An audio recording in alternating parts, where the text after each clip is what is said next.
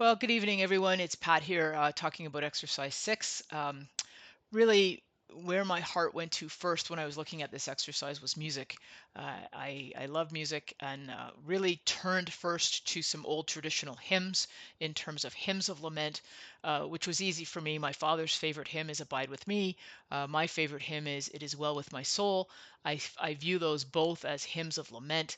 Um, but because they speak to overcoming tragedy, but they speak to never losing sight of God's faith and the steadfastness of God's love, and that He's always there with us, regardless of what happens. Um, but I wanted to dig a little bit deeper on this one and wanted to look more at lament from the lens of social justice. And that's where I stumbled across a song from one of my favorite artists that I'd never actually heard before, although I'm very familiar with the rest of his catalog. He took an old hymn called "Always Rejoicing," and he added some additional verses to it. And so the song that he is now titled "How Can I Keep from Singing?" And it speaks to during difficult times. How can I actually stop from singing and singing the praises of God?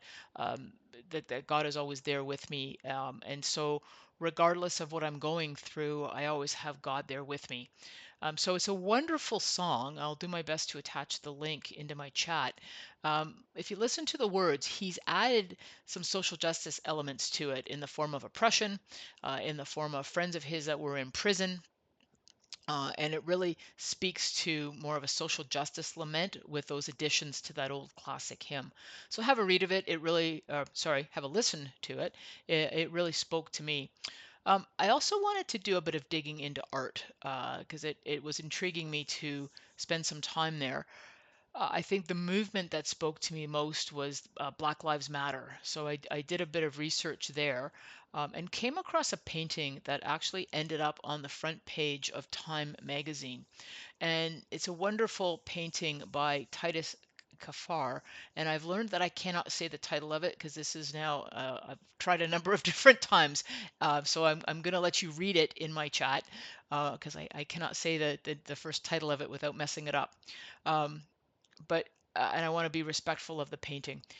It depicts a young black mother holding an empty silhouette of a baby, and it's hard to look at without feeling deep emotion for that helpless mother in this social justice situation where children as adults are dying under the hands of police. And so the red border around the painting contains the 35 names of men and women who have lost their lives, many of them under the hands of the police. So it is a very moving depiction of a lament from a social justice perspective for Black Lives Matter. Um, I found this exercise wonderful in terms of helping to make that connection with the suffering that happens in social justice. It was very helpful for me to put those pieces together and to bring that to life in other ways as opposed to just the written word. So thank you for the exercise and looking forward to the discussion. Thanks.